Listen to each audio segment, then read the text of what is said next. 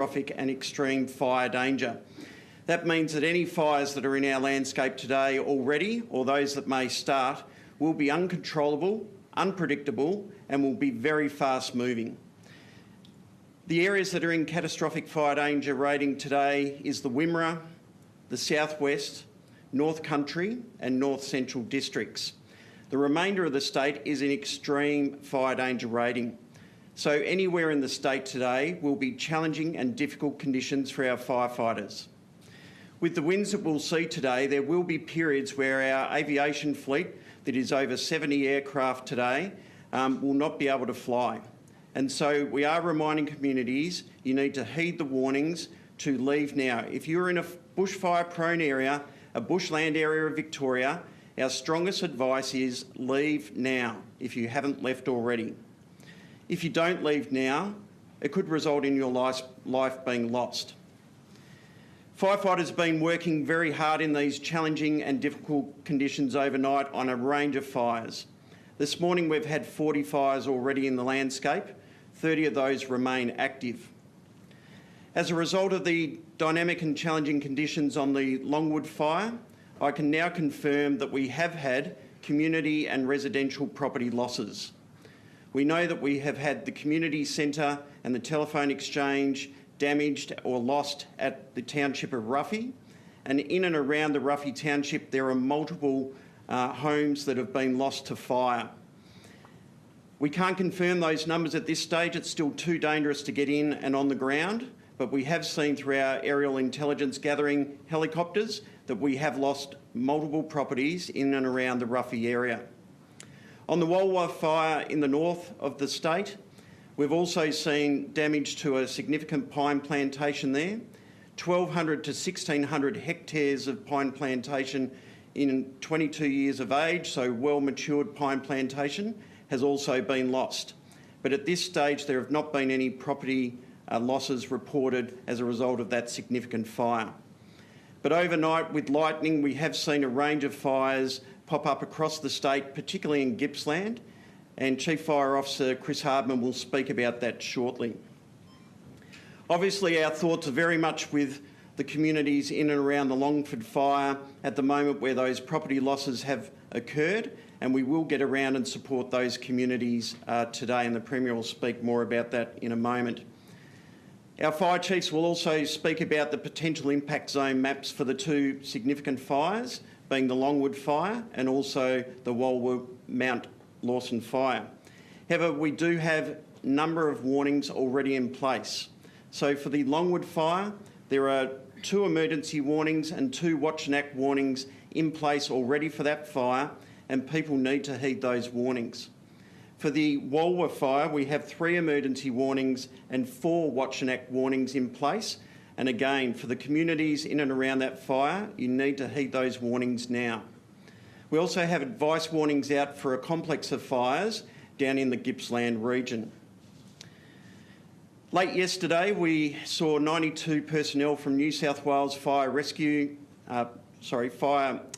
Fire Service join us from New South Wales to bolster our efforts here in Victoria, and they've been deployed out to the Longwood fire this morning. We've also requested an additional 117 interstate personnel that will arrive on Saturday to be available for Sunday, and that is a mix of incident management team personnel along with additional firefighters into the landscape. I'll now pass over to the Premier to make some comments. Thanks, Premier. Deputy Commissioner Bob Hill from Victoria, please. Thank you, Commissioner. For those of you who don't know me, Deputy Commissioner Bob Hill from Victoria Police. From our perspective as an organisation, I can share with the community that we have been working with the fire authorities and other emergency services over the last 48 to 72 hours, alerting communities across Victoria of the dangers that are presenting with the extreme weather.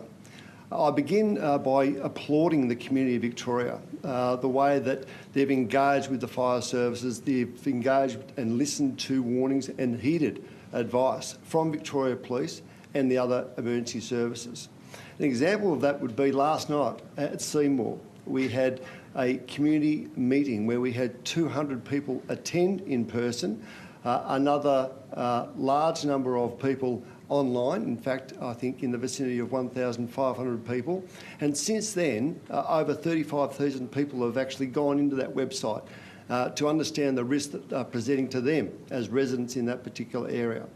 I want that, I suppose, cooperation from community to continue. This is a particularly dangerous period for all Victorians and those that are also visiting our state. Victoria Police has worked closely with the fire services over the preceding days. We've been working with community. We've been conducting door knocks. We've been conducting patrols, proactive patrols into hotspot areas. Victoria Police has resources across the Murray River, through the Otways, down at Wilson's Prom, engaging with those who are in camping areas, holidaying in those particular parts of the state, advising people to leave. It is a catastrophic setting for the state of Victoria. We need people to heed the warnings as they've been doing to date. I bring to your attention a matter of concern. Yesterday, representatives from the Country Fire Authority were working in the vicinity of Longwood East, I should say. They encountered 3 people, 2 adults, male and female, and a child. The gender I don't know at this point in time. They alerted those people that the risks are great. The risks are so high that they needed to take shelter, that it was too late for them to leave. Later that afternoon, those same fire service representatives re-attended that area to see the house that they saw those 3 people standing in front of had been completely destroyed. Those 3 people remain unaccounted for. Those 3 people, we do not know at this point of time where they may be. Now, that particular area in Longwood East, where that house has been destroyed, is still a hotspot. And we're yet to be able to put the strike teams from the fire services into that area to conduct an assessment for us. But what I implore upon people is to actually engage with friends and family and let people know where you are. If you are unable to do that, please go onto the website that is a national database that's referred to as the Register, Find and Reunite database. That's where we can actually go into and explore and interrogate where people might be. That's where friends and loved ones might be able to go in and, again, find out where their loved ones might be, friends and family might be located. At this point of time, I'm not suggesting for one moment we've seen 3 people perish. All I'm saying is that these people are unaccounted for. Now, an example of where we shouldn't get ahead of ourselves, overnight we had another 3 people reported to Victoria Police. They were thought to be perished as a consequence of the fire. Those 3 people were seen in the Longford East fire zone. They were attending to some animals in a paddock area. Now, this morning I arrived here at the State Control Centre to learn that those 3 people were still unaccounted for. Victoria Police committed to keeping communities safe, conducted investigations, and now we've located those 3 people, safe and well. What I say with respect to the 2 adults and a young child that remain unaccounted for, they may be safe, they may be alive. Let's not get ahead of ourselves, but we are keeping an open mind and we'll conduct and continue to conduct investigations in those circumstances and any other circumstances where we find people that we can't account for. At this point of time, I'll hand over to the Premier. Thank you to the Emergency Management Commissioner and the Deputy Commissioner. And as the Emergency Management Commissioner has already referred to, there are significant fires in the landscape.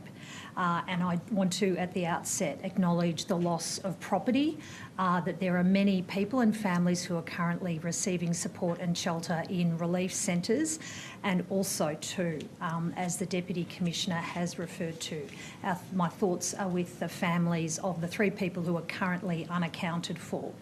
And these reports from the Deputy Commissioner and the Emergency Management Commissioner is a stark demonstration of the extreme danger that today presents right across Victoria.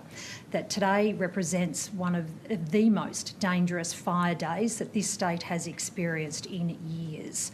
In recent days, and particularly overnight, we've seen how the existing fire activity has become more extreme, with the fires themselves creating additional weather, starting new fires in a number of locations across the state, and also with strong winds and with more strong winds predicted to come over the course of today, that those winds will change the direction of the fire and push those fires potentially closer to homes, closer to properties and communities.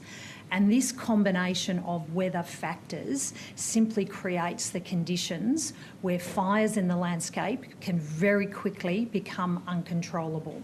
And that is where we are seeing our fire crews have already been out there for a number of days fighting and also through the night in some of the toughest conditions imaginable. They are doing everything they can to save lives and to protect property, and today the conditions become even more difficult and even more challenging. And so that is why I want to be very blunt and very direct about this. There are fires across the state and the conditions are already extremely dangerous. That is why the decisions that Victorians make right now matter so much.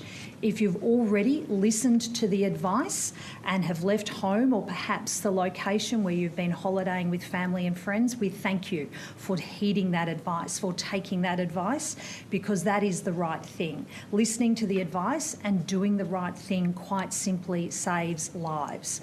And that is why I cannot be more clear. I cannot be more clear. If you are currently still in a location where you have been advised to leave, you must leave now. If it is safe to do so, you must leave now. Whether you're at home or whether you're on holidays, if you've been told by the emergency services to leave because the area you are in is just simply not safe on this high-risk day across the state, do not wait. Do not second guess the advice. Do not wait for conditions to worsen, because leaving now is the safest option. It's the best options. Please do not leave it until it is far too late. Also too, for those who might be thinking that they can stay and defend in these conditions, don't. It's dangerous, it's not courageous. It puts your life and also to the lives of the emergency services at risk as well. And if you know someone who might be thinking they can stay and fight these fires, please tell them this plainly, to not do so. Because we have seen in recent history how fires of this magnitude on days like today with the extreme weather that is being experienced across the state, fires overwhelm people, equipment and any preparation you thought you may have made. You will not win simply against the fires of these magnitudes that are created on days like today. And on that point, there are places for people to go to. There are relief centres that are being established across the state, and there are places where families, communities, animals, livestock can receive shelter and support. And on that point of support, I can also advise that in discussions with the Commonwealth, we have activated the personal hardship payment processes, and those payments are being made available from now, particularly through the Seymour Relief Centre, and further payments will be made available. But clearly, the priority right now is supporting our emergency services, saying very clearly to the Victorian community to please take their advice. I'd also repeat the advice to check in on family, friends, neighbours, loved ones, to check that either they're okay, that they're accounted for, and also to ensure that they've heard the messages and are taking the advice. Which is why the other message today to Victorians is please stay connected to the Vic Emergency app, stay connected to your local radio as key sources of advice in these dangerous conditions that can change very, very rapidly. Before I finish and hand over to the Chief Fire Officer of the CFA, Jason Heffernan, can I acknowledge all of our firefighters and emergency services who, as I said, have been working for days, day and night, already fighting fires that are difficult and dangerous, that will be made more difficult and dangerous with today's extreme weather conditions. We thank you and all of the emergency services who are providing support for these efforts.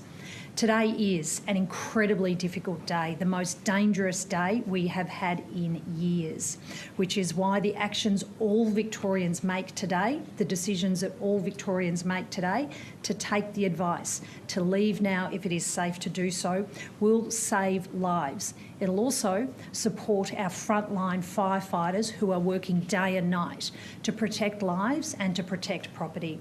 And I'll now hand over to Jason Heffernan. Thank you, Premier, and I echo the sentiments in respect to advice to the community and thanks to our emergency service personnel that are out in the field protecting our Victorian communities. I just want to take you through the conditions for today. So in the northern part of the state will be experiencing upwards of 46-degree temperatures, and Melbourne and southern parts have the potential for up to even 43 degrees. But it's those hot northwesterly, potentially damaging winds that will be coming across our state that has lifted the fire potential to catastrophic across many weather districts in this state. The state is, whether it be catastrophic or extreme, we are talking fire conditions, as we've heard. If a fire starts and takes hold, they will be uncontrollable, will spread very rapidly and impact Victorian communities. We have already seen this morning, as the Commissioner outlined, a number of fires that have started, and we've already have fires with advice levels at the moment at St Arnaud, the Macedon Ranges and in St Andrews. I would like to make this point. Always have two sources of information. Keep the Vic Emergency app with you or the Vic Emergency website. Listen to your emergency broadcaster. Just because a fire is not at emergency warning level doesn't mean it's not important. Please, if you see an advice message, if you see a watch and act message, look at the message, understand what it's telling you to do and follow the advice of authorities. The conditions are such at the moment that I obviously remind the community and confirm the statewide total fire ban remains in effect until midnight tonight, and I will be reviewing whether total fire bans need to continue later this afternoon, depending upon fire activity and weather conditions as advised by the Bureau of Meteorology. We saw the fires generate their own lightning yesterday. Unfortunately, have it confirmed that we are expecting the potential for more dry lightning from about 2 o'clock this afternoon through the central parts of the state, which will certainly be challenging for firefighters if that's the case. And again, we are asking community, particularly landholders and property holders, if you have had dry lightning across your property in the last 24 hours, please check your property. And if you see smouldering fire or the like, contact 000. I'd now like to go through and take people through the Longwood fire and an update on that. The Longwood fire, as the Commissioner outlined, is still at an emergency warning level and a number of advices to community to either leave now or take shelter. The potential impact zone map has been updated this morning and published to the Vic Emergency website, which shows the current fire extent and reaffirms the communities that we are warning today that you are likely to come under a potential impact. As you know, last night we told these communities that you should have left last night or at the very latest by 7 a.m. this morning. If you have not left yet, and you are in an area that is not currently subject to an emergency warning shelter now, you can still leave the area and make your way to a safer location outside of the potential impact zone map or, as the Premier outlined, to the Seymour Relief Centre. I want to confirm the communities that we're talking about right now for today. Alexandra, Molesworth, Carrilla, Fawcett, Cathkin, Yark, Karumba, Caveat, Highlands, Merton, Woodfield, Anaconda, Gobo, Terrap, Dropmore, Crichton's Creek, Gurrum, Kelvin View, Strathbogie, Strathbogie South, Kithbrook, Old Longwood, Longwood East, and communities along the Hume Highway to Euroa. You are included in the potential impact zone and required to take action and leave now. At this point, also would like to provide some advice to community. This state also knows the scars of what happens when people do get caught in fires. It could be entirely possible that throughout the course of the day you may hear from loved ones that have found themselves in a situation where they've either tried to leave, they've left it too late, or their plan has failed. If your community member or someone ring you today and find themselves trapped in a home or sheltering as the fire approaches or impacts them, do not take shelter in the centre of the home. Stay on the inside the home, but on the outskirts where you are able to see the outside of the home and the condition outside. Many people who die in houses that are subject to bushfire do so because they lose their situational awareness to what is going on around them and the home catches fire without their knowledge.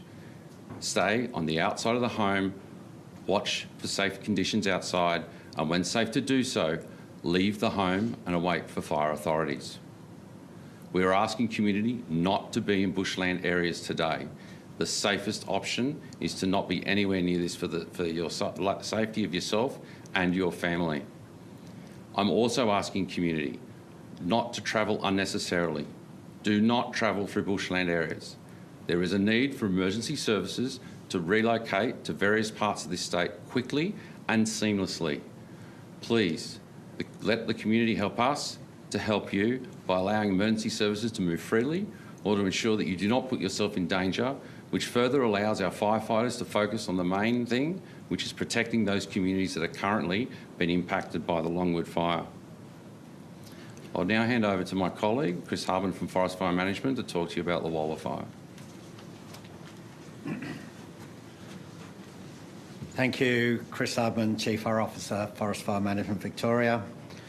I'd like to provide an update on the Walwa fire, but just before I do, again, along with the Premier, the Commissioner and my colleagues, when we hear words like catastrophic and extreme conditions, they actually mean they generate fires, and we might think of words like firestorm, conflagration, fires that are undefendable, and if you are caught in the open, it will not be survivable. The Walwa Mount Lawson fire is just under 20,000 hectares and actively burning. That fire will continue to grow, and communities in that area need to keep a very close eye on that fire. Currently, there are no property losses on the Walwa fire, but we have seen important losses for HVP, plantation assets. Around 1,200 to 1,600 hectares of plantation assets have been impacted, and there are more plantation assets at risk. Again, this fire is an emergency warning, and as I said, will continue to grow today. We will also be updating, or the updated potential impact zone map has been created, and I'd like to highlight those communities that are within that zone. But I'd also like to say for those communities surrounding the impact zone, fire with the big columns and the lightning and all of those other things can happen.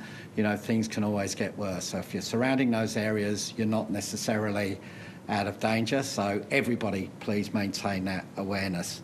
But the communities include Mount Alfred, Alfred Gap, Cudgewa North, Colac, Batoomba, Baringama, Lucy Vale, the Cascade,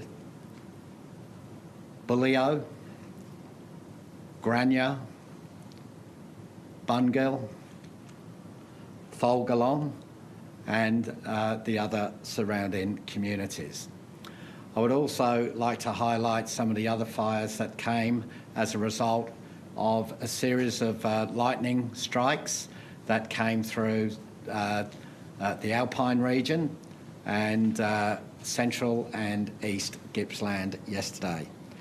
There are currently 13 fires that are going in that footprint. So those fires, one of those has some potential to impact community today, and that is the Dargo Talbotville fire. That fire has been prioritised of all of those new ignitions. firefighters are doing their best to contain as many of those fires before the extreme conditions and the stronger winds occur later this afternoon.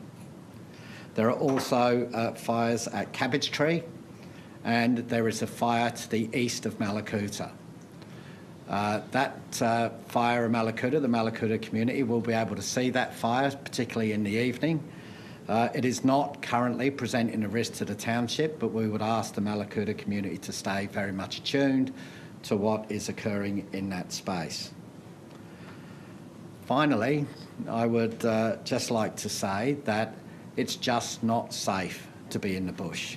We took action to close those public lands, the camping on the Murray, the Campaspe, the Grampians National Park. All of these areas are closed. It's just not safe to be there. We love people to be in the great outdoors and enjoying Victoria, but not today. Let's see what today brings, and there will be plenty of opportunities for Victorians to get back out there and enjoy the rest of summer following the catastrophic and extreme conditions we're seeing today. I'd like to pass back to the Emergency Management Commissioner. Thanks, Chris and colleagues. So as you've heard this morning, Victoria is facing one of its most challenging and dynamic days, and we can't emphasise enough again, leave now is the key message if you are in a fire-prone or bushfire area. Make sure that you've downloaded the Vic Emergency app so that you are getting the latest intelligence and warnings about what is going on around your location. Make sure you've set a watch zone, and make sure you stay attuned to the many emergency broadcasters that we have in our state. We're now happy to take any questions that you might have. Has the forecast changed for the better or worse since yesterday's news conference? The forecast is very consistent with yesterday's media conference that we had here, where we're expecting, I guess, those challenging conditions to be with us in Victoria for most of the day. We will see a late change, late afternoon in the southwest of the state, moving into central parts. But some parts of the state, particularly in the north, won't see that change until overnight and into Saturday. The 3 people missing, how close has firefighters been able to get to the house where they were last seen? I'll let Deputy Commissioner Bob Hill talk to that. So with respect to the 3 unaccounted for people in the Longwood East area, it is still a danger zone for emergency services. We have engaged the strike teams and the impact assessment teams that we hope to have deployed to that location today to make some preliminary assessments. But as I say, the dangers are certainly still presenting in that area, but our fire services are prioritising their efforts to go back to that location to identify whether we can eventually and hopefully identify and find those 3 people safe and well. Just so people get an understanding of the time between the initial leave now and when officers returned, what was that time difference? So the Country Fire Authority staff, it was a supervisory unit. It wasn't a firefighting tanker, if you like. It was a supervisor that was in that area. It was in the AM that he engaged those 3 people. It was in the afternoon period when they returned to find the dwelling had been destroyed by fire. Can I ask Jason a question? The CFA firefighters reported 3rd-degree burns to their hands. Are you reporting that? Yeah, I can confirm, as the Commissioner alluded to, that we had a firefighter at the Ruffy Fire sustain significant injuries to their hand, treated on the scene and transported to Melbourne, where they remain in hospital. We've sought to visit and speak to that firefighter. They remain in good spirits. And obviously it just goes to show the dangers that our firefighters are experiencing on the fire ground. And, as Chief, I always get upset when my own gets hurt. We obviously wish a speedy recovery for this individual. Do you know what happened to them? The details of how the injury occurred is not known. It'll obviously be subject to our regular work health and safety investigations. But I won't be surprised. As I said, the conditions are what they are. The fires are quite dynamic and they are very challenging conditions, and they're trained. They do their best. Unfortunately, things like this happen from time to time, I'm just grateful on this occasion that it was limited to the hand and is receiving the best medical treatment they can. How close to the Melbourne metro area are any of these fires? Is there anything that you're looking at? Well, yeah, this morning I was very concerned to a fire in St Andrews that obviously crews were deployed to, were CFA and forest fire management crews. They were able to deploy a heavy plant and put a containment line around that. I think that fire still remains at an advice level. It's probably it's a very valid point in terms of, even though there might have been a fire this morning, that's not to say when those really winds start whipping up later this afternoon that you couldn't see certain reignition. So again, if community sees smoke, if you see fire that is not in attendance with a fire truck, please dial 000 so that we know what's going on and can jump on them as quick as we can. If we can keep small fires small before they get hold, it was certainly the best strategy for today.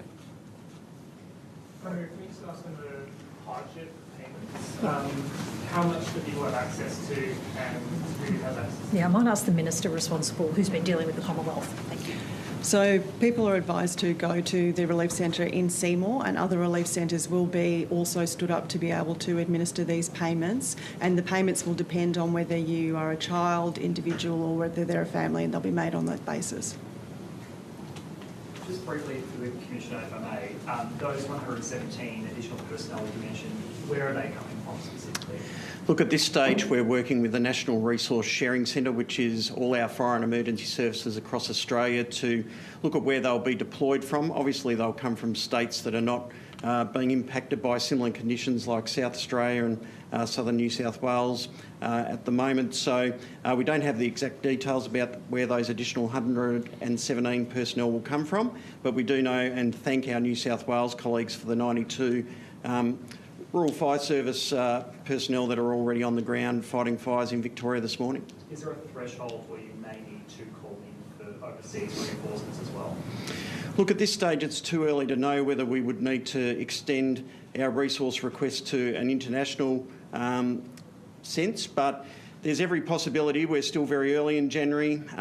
These are the first significant fires that we've seen, and if we continue to see prolonged and campaign type fires, which is every possibility, then we do have those arrangements in place to bring on additional resources, not only from across Australia and New Zealand, but also with our arrangements overseas. Jordan, can we go the heat around the city today? Who's going to be most affected, and have we seen any spike in calls from the health? Look, certainly we know the impact of heat on even young, well people is significant, especially in temperatures as high as those forecasted today. On Wednesday this week, when temperatures exceeded 40 degrees across various parts of Victoria, we did see an increase in heat-related illness, and we remind Victorians that children, babies and the elderly, as well as those with pre-existing conditions, are particularly at risk. Advice for how they can avoid being at risk? Look, what we would say to Victorians is to remain somewhere cool, avoid the hottest parts of the day. Even seemingly non-strenuous activity like gardening can be dangerous in this weather. Do not be outside undertaking strenuous activity. If you do not have cooling at home, attend a local shopping centre where you will be more safe and in an air-conditioned environment. And of course, maintain hydration, and please, Victorians, check in on your elderly neighbours, family members, not just once, but throughout the day. Check in on them and make sure they are remaining well and hydrated. Perhaps for the Premier, I was just looking at the AEMO predictions this afternoon of the enormous spike around 3 o'clock. Are you confident that Victoria has the infrastructure to keep power on across the state of summer? Yeah. Well, that's certainly the advice that we have, is there are sufficient power supplies, and that is why, again, it's important to take the advice from the emergency services about protecting yourselves. The advice from the Chief Executive Officer from Ambulance Victoria, it's important that Victorians take the advice. Today is an extremely hot day, and with the weather to change later in the day, it is important to stay protected, to stay cool, and also to stay in contact with family and loved ones who might be vulnerable and need support support, but also to stay in contact. Stay tuned in to local radio, to local media, and please have the Vic Emergency app on your phone or device activated, have the alerts set up so that you can be notified, because conditions can change remarkably quickly, and the best way to be on top of those changes is to have access to the Vic Emergency app. Jason, is it too early to say whether the cooler conditions over the weekend and next week will have any reprieve for firefighters, or are these bushfires expected to, or could it be misleading perhaps? I think we will see that the frontal system move through the states, and naturally temperatures will drop, and so too will the wind speeds behind that frontal system. What remains to be seen, I guess, is how much rain is brought by that system as it moves through the state. And likewise, as I said before, we are expecting also that frontal band to bring potential for more lightning. There could be some showers with that, but that will remain to be seen, and we're just watching that cloud cover. The fires, particularly that my colleague spoke about in the Alpine regions and the Gippsland regions, intelligence is that they are well established now. So, I think we are looking at at least a week or two of campaign fires in that area, and hopefully weather is cooler for the next couple of days. It is summer. It's summer in Victoria, so we do see now the commencement of a fire cycle day, so a peak fire day, a number of cooler, calmer days, and then a return to a peak fire day. So we're talking to the Bureau around when we would expect that next frontal system to be moving through the Bight, and to when we might see our next spike day. Can I just come back on I'll just give you the councils that are eligible for these payments. So it is Mansfield, Strathbogie, Murrindindi and Toowong. Thank you everyone for joining us this morning. We'll obviously come back to you as any significant developments occur. Thank you. Good morning.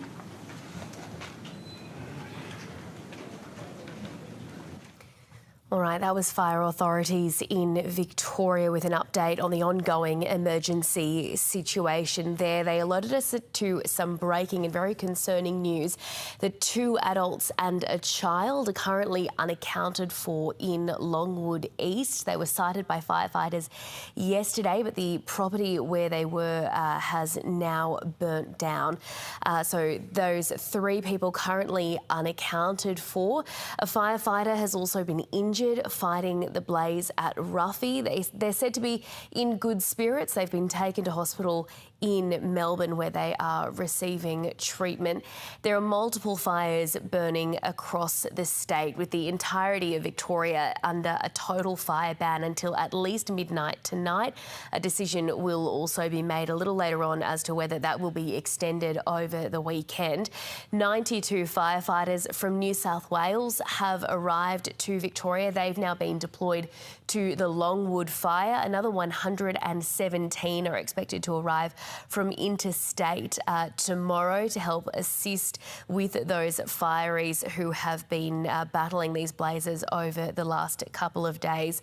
The Premier there also giving some pretty stern advice to people in these fire-prone areas, telling those who are thinking of staying and defending that they should not. She said it is not courageous, it is dangerous, that fires, particularly in these conditions, will overwhelm people, equipment and any preparation you have made. She said you will not win against the fires today. So people really being urged to heed the warnings from authorities there that these are very dangerous, catastrophic conditions in Victoria today.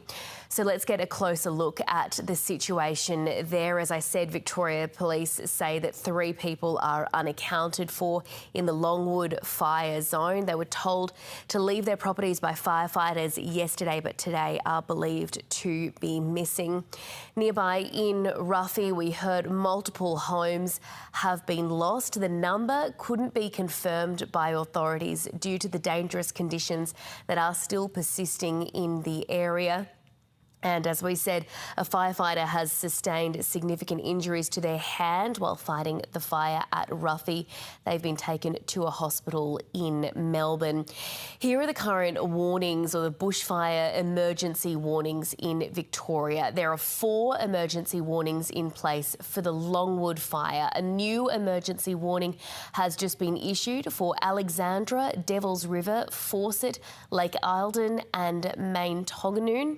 It is now too late to leave. People there are being urged to shelter immediately. And as we heard at that press conference, people are being told if they are sheltering in place not to do so in the centre of their homes, to still be able to look outside and have a clear idea of your surroundings. People in towns in the immediate vicinity of the blaze should take shelter. It is too late to leave. The warning for that applies to Caveat, Crichton's Creek, Dropmore, Gober, Gorham, Highlands, Canberra, Kelvin View, Loxley, Longwood, Longwood East, Ruffy, Strathbogie, Tarcombe, Terrap and Upton Hill. 2 more warnings apply to areas east and south of the blaze. People there should leave immediately before conditions become too dangerous.